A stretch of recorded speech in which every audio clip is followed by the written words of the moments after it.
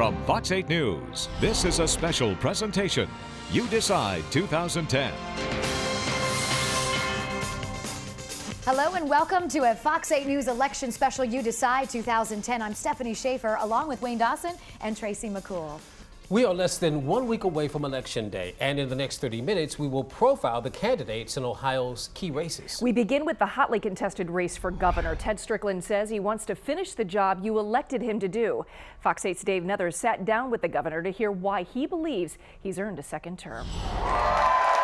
On the campaign trail, Governor Ted Strickland's message seems at times inspiring but vague. We don't give up, we don't give out, and we don't give in.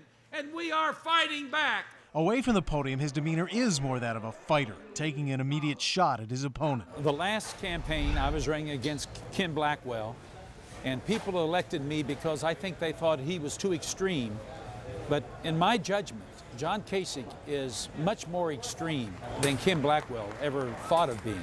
The incumbent Democrat has been hammered hard by Republicans on the issue of jobs, blamed for the loss of 400,000 jobs in Ohio. What John Kasich doesn't say is that America lost 8.5 million jobs, and too many of those jobs were lost in Ohio. But what caused that job loss? It's this national recession that was brought on by the policies pursued on Wall Street. While I've been in Ohio fighting to create jobs, John Kasich was working for the Wall Streeters. He doesn't hesitate to contrast his record during 6 terms in Congress with that of his opponent. He tried to privatize Social Security. I voted to protect Social Security. He voted against increasing the minimum wage. I voted to support and increase the minimum wage. I'm the guy who is on the side of the working middle class. He's on the side of the outsourcers and the Wall Streeters. Strickland is also adamant he has been misrepresented with respect to taxes. The personal income tax since 2005 has been reduced 17%. Most of that tax reduction has taken place while I've been governor. We've also given, in my budget, every senior citizen in Ohio who owns a home a property tax cut that averages $400 per year, every year. And he believes he has kept his promise to support education. Even in this tough budget period, I have increased funding for K through 12 education by 5.5%. 5.5% more money is going to K through 12 education than in previous budgets. And furthermore, we have frozen college tuition for 2 years. No other state has done that. Dave Nethers, Fox 8 News. Born in Lucasville, Ohio, Ted Strickland is one of 9 children. Before he was elected governor, he served 6 terms as a United States congressman. The race for governor has been a heated battle between Ted Strickland and his opponent. And the latest poll suggests Ohio voters may be willing to make a change. Republican John Kasich is the man who wants to take Governor Strickland's job away. Recently, I talked with him about his campaign. My mother and father always told me, John, you think big, dream big, good things can happen. That hard work has brought John Kasich to his next mission, leading Ohio as the state's next governor. And hard work is exactly what's facing him during these tough times. Our government is too clunky. It needs to be modernized. Our taxes are too high, so we need to reduce them. Our regulators, they're hassling small business too much, so you go somewhere else where it's easier. We need to fix that. We need to retrain our workers and make that a simplified system. The bottom line is have an attitude of going and finding businesses and making the businesses here stronger. As a 9-term congressman, John says his experience in our nation's capital is exactly what our state needs right now. I was chairman of the Budget Committee in Washington. I was the chief architect of the first balanced budget since we walked on the moon. We made the government more efficient, more effective. We reduced taxes, and we had a great time in the middle 90s through the turn of the century. We need to do the same kind of thing in Ohio. If we can just change the formula and get working and get selling and get people working together, I just don't have any doubt we'll be great again. We keep hearing about all these jobs lost under the current administration. So you talk a lot about job creation. How are you going to get those jobs? I have a Jobs Ohio program. This is to move the job economic development out of the government bureaucracy, create a not-for-profit organization made up of people who have a track record of understanding how jobs get created. We do those things, we're going to be fine. Recently endorsed by the Columbus Dispatch, the Cleveland Plain Dealer, Crane's Cleveland Business, and the Ohio Chamber of Commerce, John Kasich says it's because he gets it. He says he knows what needs to be done. Well, we've had too many politicians that don't know anything about business, so they don't speak the language of business and they don't understand the language of job creation, number one. Number two, we've just allowed our government to just sort of drift. It's been basically run by lobbyists and special interest groups, so it's gotten big and bloated and not very efficient. Creating and maintaining jobs, supporting small business, lowering taxes, making government more effective and efficient, transforming our education system, and putting an end to special interest. Those are John Kasich's core beliefs and ideas he is hoping to make a reality as Ohio's next leader. So when I talk, it's not about what I'm going to do. People can already look and see what I've done, and then they can judge for themselves. John Kasich moved to Ohio from Pennsylvania after attending Ohio State University. He was elected to the Ohio State Senate at the age of 26 and became a U.S. congressman at the age of 30. Still to come, more of the candidates and more of the key races. Up next, the battleground Ohio in the race for U.S. Senate. We sit down with Democrat Lee Fisher and his Republican opponent, Rob Portman. And later, congressional showdown between Congresswoman Betty Sutton and her opponent, Tom Ganley. We talk with both of the candidates, so stay with us as You Decide 2010, a Fox 8 News election special, continues.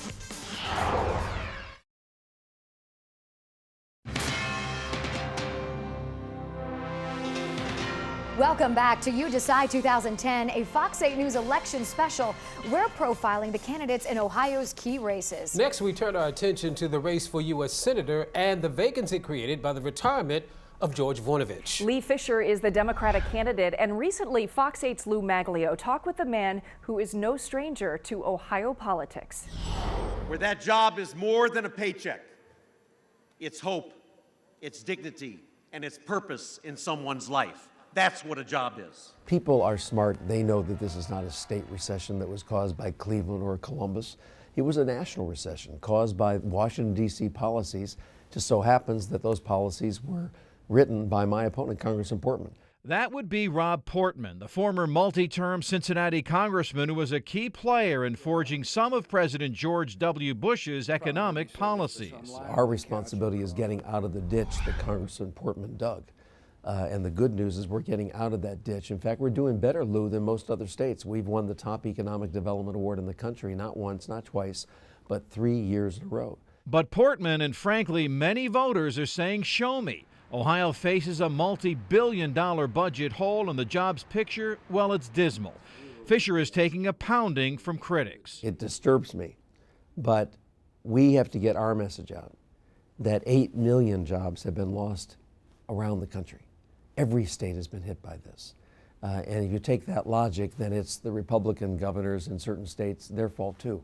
That's nonsense. He says he supports the president, though they're not seen together too often, and puts a little distance between himself and the administration by adding he's on board with some of the president's policies, but not all of them.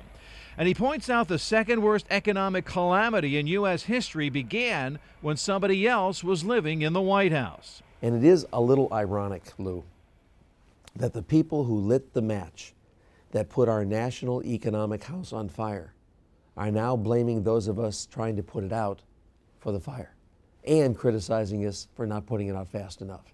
So what would Lee Fisher do to bring the jobs back? And what he calls incentives for companies to ship jobs overseas, set up a jobs creation tax credit for U.S. companies that create jobs, review trade agreements that he considers out of whack, extend middle-class tax cuts but end tax breaks for wealthier people and use that revenue to help with the deficit and help local businesses create jobs. The truth is the message has not resonated well until now, but he's still swinging.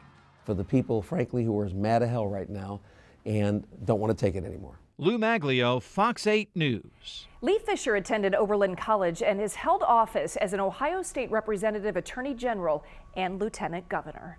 Lee Fisher's opponent began his political career in the administration of President George Bush Sr. But his political career soon brought him back to his home state of Ohio. Rob Portman is the Republican candidate for senator in Ohio, and recently I had the chance to talk with him.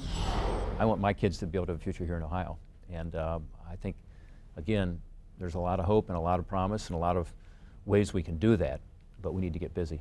Republican Rob Portman has hit the ground running in his quest to represent Ohio in the United States Senate. Over this campaign, we've been to all 88 counties, most counties many times, and had the opportunity to go into 75 different plants, factories, talk with the workers, talk with the people who are making the hiring decisions and say, you know, what would help and what would hurt. His mission is clear and begins with jobs, jobs, jobs first. So if you look at our jobs plan, we talk about having someone in Washington and back here in Ohio whose focus is job creation, investment, job retention, rolling up our sleeves, getting directly involved in economic development. And second is the policies, promoting policies that are going to help in terms of, again, creating this better environment for job growth and opportunity. Growing up in Ohio, Rob Portman's father borrowed money to start up an equipment company that later grew to employ over 300 people.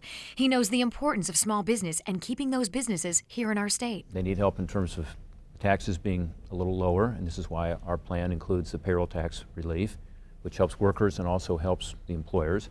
They need to be sure that the health care costs are under control. I had a guy tell me recently, look, and he's a Cleveland area company, I'm going to pay overtime to somebody rather than hire a new person because I don't want to bring on a new person with these high health care costs. And they're looking for a better regulatory environment, and they're just looking for the government to be a better partner rather than making it more difficult to create a job, to make it easier to lower their cost of doing business. Rob says his experience will prove he is the man to represent us in Washington. During my 12 years in the U.S. Congress, I did work across party lines and focus on common ground, you know, where you can find common ground in promoting legislation.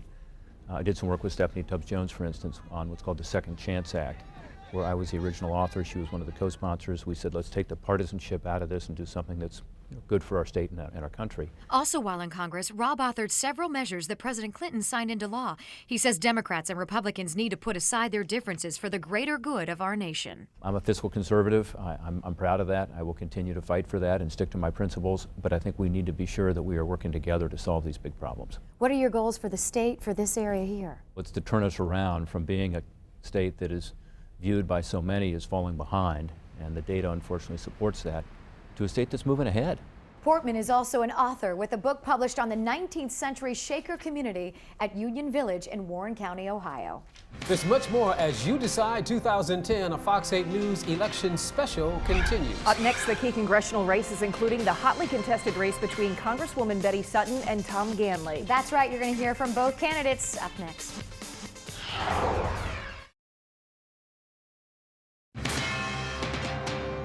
Welcome back to You Decide 2010, a Fox 8 News election special. We are introducing you to the candidates in Ohio's key races. Tom Ganley wants to go from car dealer to congressman. Recently, I talked with him about the race for Ohio's 13th congressional district. Tom Ganley is a Cleveland native and very successful businessman. He is the president and CEO of Ganley Auto Group, the largest automotive group in the Buckeye State. So why jump into the political ring now? The reason I did is because I'm so unhappy and dissatisfied with what's happening in Washington, particularly towards small business and entrepreneurial type folks. The Republican House candidate says he will bring his business knowledge to Washington and says it all comes down to fiscal discipline. You can tell me about politics, but I can tell you about how to run a business within the parameters of a budget. And Ganley says the way to keep the engine running is to cut the size of government and eventually cut taxes. Through this whole downturn, when every household has had to, and every business has had to contract, the government still added people, continued to grow. And each person they put on a payroll in the federal government means that you and I and all the listeners pay more in taxes. It's the only way you can do that, or the deficit grows. The 13th district is made up of industrial cities such as Akron and Lorain. Ganley says job creation is one way to fuel the economy. He says he doesn't have to reinvent the wheel to do it. He's been creating jobs for more than 4 decades. But one of the biggest ways you do that is to cut taxes, put more money in people's pocket. If they have more money in their pocket, they'll spend it. When they spend it, that in and of itself creates jobs. As far as health care, Ganley says fraud is crippling our current system. But the idea of trashing our current system and instilling a new one just doesn't make any sense. And part of the way that we can, again, lead to cutting taxes for folks is to cut the fraud that exists in Medicare and Medicaid. It's $60 billion a year Ganley's pumping millions of dollars into his campaign to unseat his opponent, Betty Sutton. A congresswoman has taken some serious shots at his reputation and integrity. Protect our communities and our country. There are no boundaries in what folks will do in the political arena. I've tried very hard to take the high ground and just say who I am and what I stand for. And it's very unfortunate, the attacks, the personal attacks that I've been exposed to on television, and those are hurtful. And it just amazes me that my opponent refuses to talk about anything other than me. Tom Ganley runs the largest automotive group in the state of Ohio with 32 dealerships and more than 1,000 employees. Tom and his wife, Lois, met in elementary school when they were 10 years old. If Tom Ganley is going to win, he will have to defeat a strong opponent. An opponent with nearly 20 years of political experience. Congresswoman Betty Sutton told me why she believes she has earned the opportunity to go back to Washington for a third term. I'm somebody who stands up for the little guy and for ordinary Ohioans. That's how incumbent Democratic Congresswoman Betty Sutton described herself when I sat down with her for a recent interview here at Fox 8. From her support of the Buy American legislation to help local steelworkers to her sponsorship of the Cash for Clunkers program, Sutton says she fights for the underdog. I grew up in Barberton, Ohio. I'm the daughter of a working class family. My dad worked in the Boilermaker factory.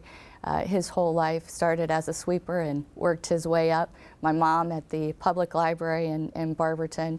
I'm homegrown, public schools, went to Kent State University and the University of Akron Law School. Wasn't born to wealth or privilege. Sutton is seeking her third term on Capitol Hill. Her first two congressional races were fairly civil, but this current campaign against Republican auto dealership owner Tom Ganley has gotten ugly. My opponent has made his business credential an important qualification for Congress, and so it's important that people know about his business practices. Her opponents call her a traditional big spending liberal, a supporter of what Republicans call President Obama's failed attempts to get the economy moving.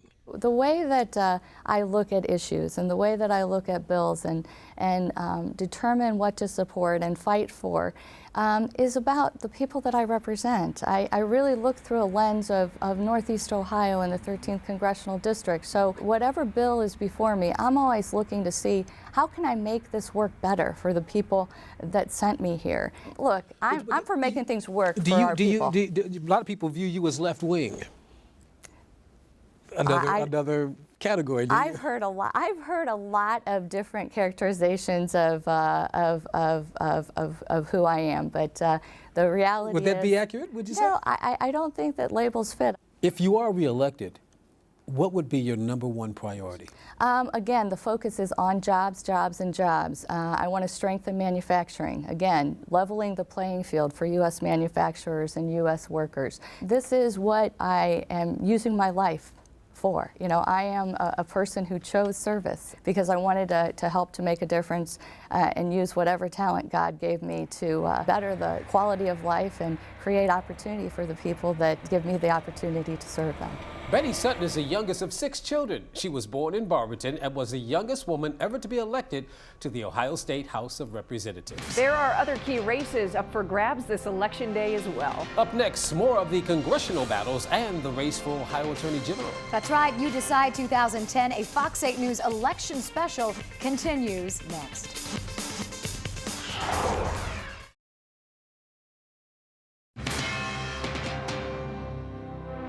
Welcome back to You Decide 2010, a Fox 8 News election special. Now, so far, we've profiled the race for governor, senator, and Ohio's 13th congressional district. But there's more. Fox 8's Bill Shield takes a look at some of the other big races. The race for Ohio Attorney General between Democratic incumbent Richard Cordray and Republican challenger Mike DeWine is, in a sense, all about change. DeWine, a former U.S. Senator from Ohio, says change is needed in the office. Cordray says he has been that needed change. One of the biggest issues seems to be the performance of the state crime lab. The crime lab is a disaster. If there's a rape that occurs in Lake County or Geauga County, it goes to the state crime lab. The evidence may sit there 6, 9, 12 months. Horribly inefficient, horribly run. I intend to change that. The DNA lab, he talks about the response time is down 64% in terms of case backlogs, and we will continue to improve because we've made changes to introduce robotics into the lab. So he's just out to lunch on his criticisms, and they're really dated. It's a defined term in the agreement. Cordray portrays himself as a reformer who's cleaned up the AG's office in the wake of scandal. His predecessor, Mark Dam, resigned in disgrace. DeWine portrays himself as a former county prosecutor who would have gotten the state much more involved in the Cuyahoga County corruption scandal. Current Attorney General sat in the sidelines for up to 10 months with a scandal that's been going on in Cuyahoga County. I would have been involved from day one. Well, it's a pretty lame criticism, really. Cordray says the organized crime task force that the Attorney General heads up uses local resources, not the FBI, to investigate corruption. You can't have state and local officials involved for the most part because they were rolling up local and state officials. We did the investigation on Sheriff McFall, which led to him resigning and being convicted on charges. Perhaps as hotly contested as the Attorney General's race will be the race for Congress between Democratic incumbent John Pocherry and businessman Jim Renacci. We are done. A key issue may be Pocherry's vote to support President Obama's health care reform, which was critical to its passage in the House. In the 10th District, incumbent Democrat Dennis Kucinich also voted to support health care reform at the 11th hour. His Republican challenger is Peter Corrigan. In the 11th District, incumbent Democrat Marcia Fudge is facing Republican Thomas Pekarek. To a certain extent, the question in every race is whether a change is needed. The challengers say yes. I run for Attorney General because I know I can make a difference. The incumbents say no. I've done the job. Now it's up to you to decide. Bill Scheel, Fox 8 News. And a reminder that Fox 8 News and Fox8.com are the places to be for complete election coverage. We'll be first on the air and first on the web with election results and candidate reaction. Well, that wraps up You Decide 2010, a Fox 8 News election special. From the entire Fox 8 News team, thank you for watching. Now remember to get out and vote on November 2nd. So long, everybody.